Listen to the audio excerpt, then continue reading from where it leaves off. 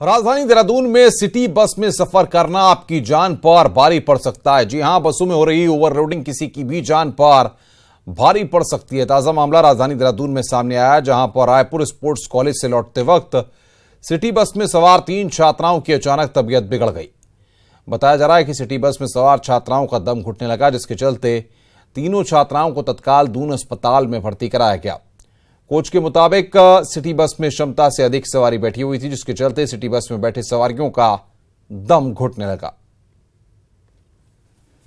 वहां से रायपुर से मैच खेल के आ रहे थे और जैसे ही रायपुर से बच्चे बस में बैठे, अब बस में भीड़ बहुत थी। अब उसके अंदर बच्चों को मतलब गैस क्या हुआ, उसके बाद बच्चे अपने अभी चक्कर आ रहे हैं, कुछ वैसे ही हुआ बस को। एक्चुअली अभी 3 लड़कियां आई, ये शॉर्टनेस ऑफ ब्रेथ की कंप्लेन के साथ आई थी। ब्रीदिंग डिफ़िकल्टी हो रही थी उनको, और बताया ये गया कि ये कहीं खेल वेल रही थी और उसके बाद फिर ये ट्रैवल कर रही थी किसी क्राउडेड बस में। तो जहाँ तक बता रहे हैं कि काफ़ी क्राउडेड बस थी, उसके बाद सफोकेट हो गई थोड़ा उसी में, तो उसके साथ फिर सांस की दिक्कत के साथ यहाँ पे आई थी। और बातचीत करने के लिए सुनील प्रभात हमारे साथ सीधे जुड़ रहे हैं। सुनील, रोडवेज बस का मसला हम उठा चुके हैं, किस तरीके से रोडवेज बसों में छेड़खानी होती है, वहां पर सुरक्षा के सवाल भी हम खड़े कर चुके हैं, और अब निशाने पर सिटी बस, क्योंकि जिस तरीके से ओवरलोडिंग हो रही है, जिस तरीके से घटनाक्रम सामने आया है, ये दर्शा रहा है कि किस तरीके से नियम कानूनों को धता बताकर वहां पर धड़ल्ले से ओवरलोडिंग की जा रही है।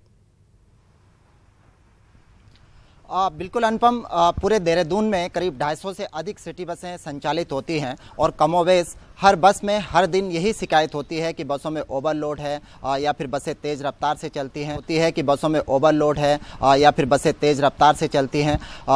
हाल ही में हाईकोर्ट ने भी एक सख्त निर्देश इस बात के परिवहन विभाग को दिए थे, शासन को दिए थे कि बसों में ओवरलोड न किया जाए, और जो बसें ओवरलोड में पाई जाती हैं उन पर तत्काल मुकदमा दर्ज कर उन बसों को सीज किया जाए। लेकिन हम शुरुआती दौर से देख रहे हैं कि 1 हफ्ते 2 हफ्ते ये अभियान चला आरटीओ या पुलिस विभाग की ओर से, और उसके बाद पूरा मामला ठंडे बस्ते में चला गया। ओवरलोडिंग की जो भी बसें होती है, ओवरलोडिंग की जो भी कार्रवाई होती है, वो सिर्फ चालानी कार्रवाई तक सीमित रह जाती है, जिसके चलते ये माना जा सकता है कि जो लोग ओवरलोड कर रहे हैं, जो लोग सिटी बसों को संचालित कर रहे हैं, उनमें पुलिस और परिवहन विभाग का कोई भय नहीं है।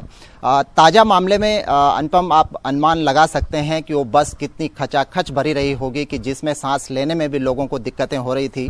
ये बस रायपुर से परेड ग्राउंड तक चलती है। रायपुर में स्टेडियम है, वहां पर ये स्कूल के बच्चे। बिल्कुल सुनील, आपकी बात जायज है, लेकिन सवाल अभी ये खड़ा होता है कि इन छात्राओं की फिलहाल तबीयत कैसी है, और क्या अगर एक वाक्य में इस बात को समझा जाए तो ये माना जा सकता है कि परिवहन विभाग, आरटीओ और तमाम जो माफिया हैं उनका एक कोकस वहां पर काम करता है, जो कि पैसों के लेन देन से सब कुछ करा लेता है। गाड़ियों में अगर छत पर भी सवारी बिठानी है तो पैसे दीजिए, कोई रोकेगा नहीं, थानेदार, दरोगा, और गाड़ियां चलती रहेंगी।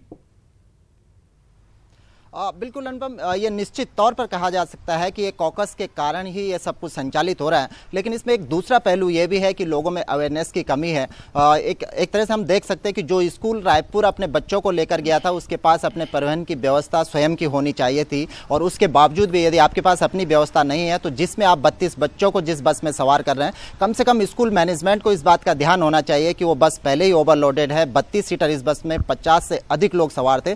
तो एक अवेयरनेस की कमी भी बड़ा कारण है। और दूसरा, जो परिवहन विभाग है, पुलिस है, और जो ये संचालक हैं, इनका एक जो कॉकस है, उसके चलते पूरे राजधानी में जनता परेशान है। जैसे कि मैंने कहा कि 250 से अधिक बसें संचालित हैं, और रोज इस बात की शिकायत होती है कि तमाम बसें ओवरलोड चलती है, तमाम बसें ट्रैफिक नियमों का उल्लंघन करती है, लेकिन उसके बावजूद इन पर कोई कार्रवाई नहीं होती। जी, बहुत बहुत शुक्रिया सुनील हमारे साथ जुड़ने के लिए और बातचीत करने के लिए। सुनील प्रभात हमारे साथ जुड़े हुए थे इस बड़ी खबर पर, जो अपडेट दे रहे थे। पौड़ी के पावा ब्लॉक के खादस्यू पट्टी के करड़ू गांव में बिजली गिरने से 2 मकान जमींदोज हो गए। इस हादसे में 2 बकरियों समेत 2 गायों की मौत हो गई।